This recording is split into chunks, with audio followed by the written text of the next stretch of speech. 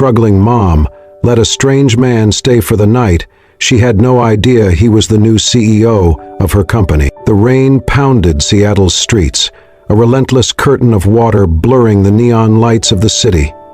Emma Blake, 29, trudged through the downpour, her blonde hair plastered to her face under the hood of her worn jacket. Her janitor's uniform from Innovatech, the tech giant where she worked the night shift, clung to her thin frame, soaked through. Her boots splashed in puddles, each step a reminder of the 12-hour shift she'd just endured. Despite the exhaustion carving lines into her face, her green eyes held a quiet strength, the kind forged by years of raising her 5-year-old son, Noah, alone. The wind howled, biting at her exposed hands, but she pressed on toward the tiny apartment she called home, a mile away from the gleaming Innovatech tower. Halfway down a deserted street, Emma's gaze caught on a figure hunched under a flickering streetlight's awning. A man, maybe mid-30s, stood shivering, his dark hair dripping, his expensive-looking coat sodden and useless against the storm. He clutched his arms, his face pale, eyes scanning the empty road as if waiting for salvation that wasn't coming. Emma slowed, her heart tugging. She'd seen too many people like this in Seattle, lost, broken, left to the mercy of the night, but something about his posture, the way his shoulders slumped yet held a trace of pride, made her pause. "You okay?" she called, raising her voice over the rain's roar. "It's freezing out here." The man's head snapped up, his eyes, hazel, sharp despite his weariness, meeting hers. His voice came out rough, like gravel. "I lost everything. Wallet, phone, all gone. Just need a place to crash for the night." Emma's stomach tightened. Letting a stranger into her home with Noah sleeping there was reckless. She'd learned to trust her instincts after her husband Mark died in that innovative accident 3 years ago, leaving her to fight a soulless corporation for the insurance money they owed. But this man's eyes, raw and unguarded, stirred something in her. She shifted her weight, rain dripping from her hood. "My place is small, but it's close. You can stay one night." He hesitated, then nodded. "Thank you. I won't be trouble." Emma led the way, her sneakers squelching on the pavement. The man followed, silent, his steps uneven as if the cold had seeped into his bones. Her apartment was a cramped one-bedroom on the 3rd floor of a rundown building, the kind where the elevator never worked. She unlocked the door, the faint smell of instant noodles and laundry detergent greeting them. Noah's crayons and drawings littered the coffee table, a splash of color in the dim space. The man, Daniel, he'd said his name was, stood awkwardly by the door, water pooling at his feet. "Sit there," Emma said, pointing to the sagging sofa. She tossed him a faded quilt, one of Noah's favorites, patched from years of use. "I'll get you some water."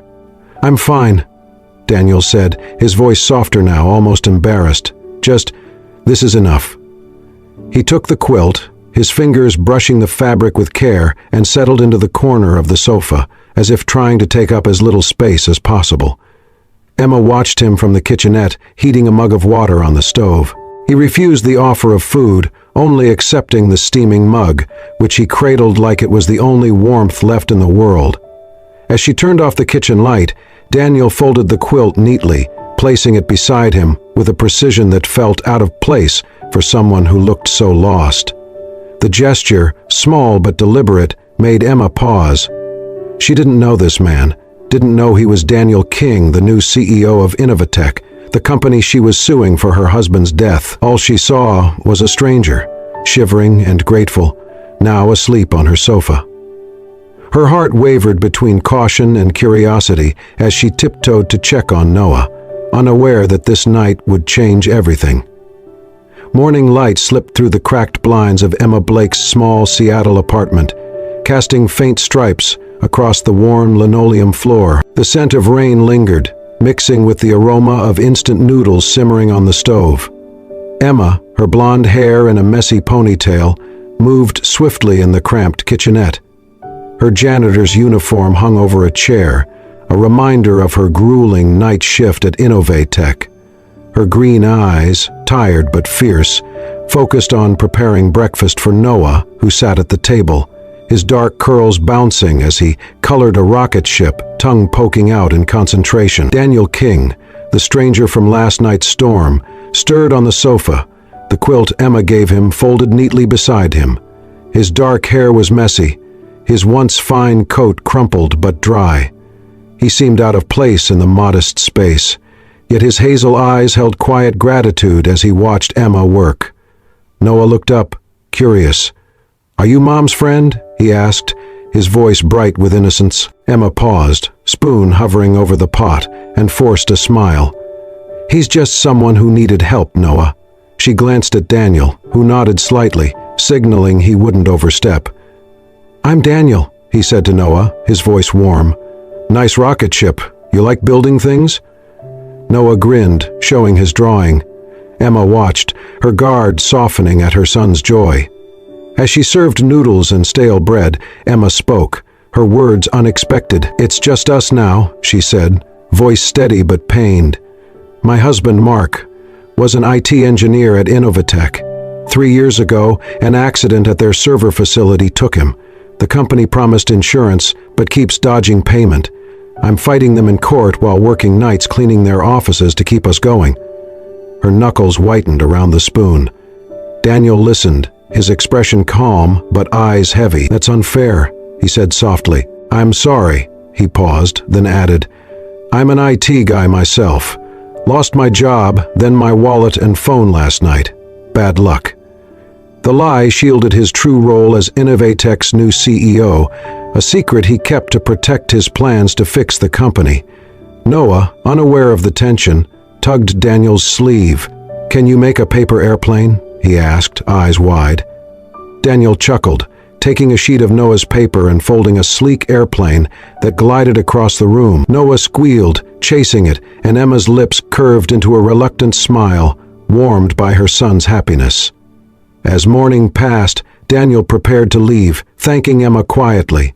She handed him a spare umbrella, their fingers brushing briefly. "Be careful," she said, her voice softer. Daniel nodded, stepping toward the door. Before leaving, he bent down, pretending to tie his shoe, and slipped a folded $50 bill under the faded welcome mat with a note. "Thank you for giving me a place to stay." Emma found the money and note later while sweeping, her breath catching. The small, deliberate gesture pierced her guarded heart. She clutched the note, torn between gratitude and unease. Who was this man, and why did he care? Daniel, walking into the rain-soaked streets, glanced back at the apartment, silently promising to return and thank her properly. Emma tucked the money into a jar labeled Noah's School Fund, her thoughts lingering on the stranger who'd marked her morning, unaware he held the power to change her life. Daniel King stepped into the sleek lobby of the Westin Hotel in downtown Seattle, his damp coat a stark contrast to the polished marble and glittering chandeliers. At 36, he carried himself with the quiet confidence of someone who'd once commanded boardrooms, but today, his hazel eyes were shadowed with unease. The concierge nodded discreetly, unaware that Daniel was the anonymous investor who'd just acquired Innovatech, the tech giant across town. 5 years ago, a trusted partner's betrayal had tanked his real estate empire, teaching him to guard his identity like a fortress. Now, as he prepared to overhaul Innovatech, he couldn't afford to let the media or opportunistic employees know who he was. Not yet. In his suite, Daniel stood by the floor-to-ceiling windows, the city's rain-slick skyline blurring before him. His mind wasn't on the upcoming board meeting or the stacks of financial reports on his desk. It was on Emma Blake, the blonde woman who'd opened her home to him last night, and her son Noah, whose laughter had stirred something dormant in his chest. Her story about Innovatech's refusal to pay her late husband's insurance gnawed at him. He'd bought the company to rebuild it, but Emma's pain made him question what kind of legacy he was inheriting. Daniel's phone buzzed, a text from his lawyer, urging him to stay under the radar until the restructuring plan was finalized. The pressure to remain invisible weighed heavy. If the press caught wind of his identity, they'd dig up his past failure. If employees knew, They'd curry favor or sabotage his reforms. But Emma's face, weary yet defiant, kept surfacing in his thoughts. He couldn't shake the guilt that Innovatech, now his responsibility, had failed her. That afternoon, needing air, Daniel wandered to a nearby supermarket, his casual jeans and hoodie blending him into the crowd. As he rounded an aisle, he froze. There was Emma, her blonde ponytail swaying as she scanned discount labels on canned soup, Noah trailing behind her with a small basket. Her worn jacket hung loose on her thin frame, and she hesitated before placing a can back on the shelf, her lips moving as if calculating her budget. Noah tugged her sleeve, pointing at a box of cereal, but she shook her head gently. Daniel approached, his heart pounding. "Hey, fancy running into you here," he said, his tone light, as if they were old acquaintances. Emma looked up, startled, her green eyes narrowing before softening in recognition. "Daniel? What are you doing here?" Noah grinned, waving. "Hi, Uncle Daniel. Just grabbing some groceries," Daniel lied smoothly, gesturing to his empty hands. "How about you two? Ice cream sound good?" Emma hesitated, but Noah's excited bounce won her over. They sat at a small cafe table outside the store, Noah happily licking a chocolate cone while Emma sipped a coffee, her guarded smile betraying a flicker of warmth. As Noah chattered about school, Daniel noticed the boy's worn sneakers, one lace frayed. "Ever made a paper boat?" he asked, grabbing a napkin. With quick, practiced folds, he crafted a tiny boat, sliding it across the table to Noah, who squealed and pretended it sailed on an imaginary sea. Emma watched, her expression softening, surprised by Daniel's patience. "You're good with kids," she said quietly, almost to herself. When Emma stepped away to take a call from her lawyer, Daniel seized the moment. He slipped to the cashier, paying for her small basket of groceries before she returned. The cashier handed him the receipt, which he tucked away, ensuring Emma wouldn't notice until later. "Don't tell her," he murmured to the cashier, who nodded with a knowing smile. Back at his hotel, Daniel opened his laptop, pulling up Innovatech's internal records. He typed Mark Blake into the database, his jaw tightening as he read about the accident, a faulty server room panel, ignored safety reports, and a stalled insurance claim. The weight of Emma's struggle settled deeper. He wasn't just a stranger who'd slept on her couch. He was now the man responsible for righting Innovatech's wrongs. Closing his laptop, Daniel resolved to dig deeper, determined to fix what the company had broken, starting with the woman whose kindness had already begun to chip away at his guarded heart. The Seattle dusk painted the sky in shades of gray as Daniel King approached Emma Blake's apartment building, a pizza box balanced in one hand, and a small plastic dinosaur tucked in his pocket. Over the past 2 weeks, he'd found himself drawn back to this run-down corner of the city, his polished shoes out of place on the cracked sidewalk. At 36, Daniel was used to boardrooms and penthouses, but the warmth of Emma's cramped apartment lingered in his mind, pulling him back like a tide. Tonight, he told himself it was just to repay her kindness, but his quickening pulse betrayed a deeper truth. Emma answered the door, her blonde hair loose, framing her tired but striking face. Her green eyes widened at the sight of the pizza. "Daniel, you didn't have to," she said, stepping aside to let him in. Noah, her 5-year-old son, bounced from the couch, his dark curls wild. "Uncle Daniel!" he shouted, wrapping his small arms around Daniel's leg. The nickname, borrowed from Emma's Vietnamese neighbor, made Daniel's chest tighten with an unfamiliar warmth. Inside, the apartment smelled of laundry detergent and the faint tang of instant coffee. Emma set out mismatched plates, her movements quick but graceful, a remnant of a life before endless night shifts at Innovatech. As they ate, Noah chattered about dinosaurs, and Daniel pulled out the toy from his pocket, handing it to the boy. Noah's eyes lit up, and he clutched the plastic T-Rex like a treasure.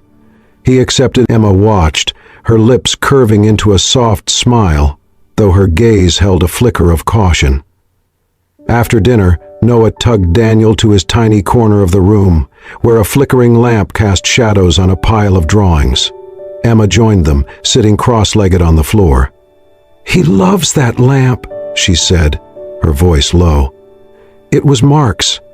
It's been broken for months, but I can't afford to fix it." Her words carried a weight beyond the lamp, and Daniel's heart sank, knowing Innovatech's role in her struggles. He still hadn't told her he was the company's new CEO, the secret a heavy stone in his chest.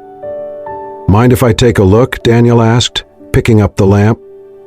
Noah watched, fascinated, as Daniel opened the base, his nimble fingers tracing wires with the ease of someone who'd once tinkered with tech in his early career. Within minutes, the lamp glowed steadily again. Daniel pulled a pocket knife from his jeans and carefully carved a small star into the wooden base, adding the words, "For Noah's Dreams," in tiny, precise letters. Noah clapped, and Emma's breath caught, her eyes glistening. "You didn't have to do that," she whispered, her voice thick with emotion. Later, as Noah played with his dinosaur, Emma and Daniel sat at the table, coffee mugs between them. "I'm scared, Daniel," she admitted, her voice barely above a whisper. "If I lose this lawsuit against Innovatech, I could lose Noah. They've got lawyers I can't compete with, and I'm just... me." Her fingers trembled around her mug, and Daniel fought the urge to reach for her hand. He wanted to tell her the truth, that he was working to fix the company's wrongs, but the risk of exposing his identity too soon held him back.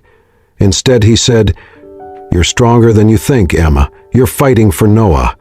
That's more than most people could do. As he left that night, Daniel glanced back at the apartment, the soft glow of Noah's lamp visible through the window.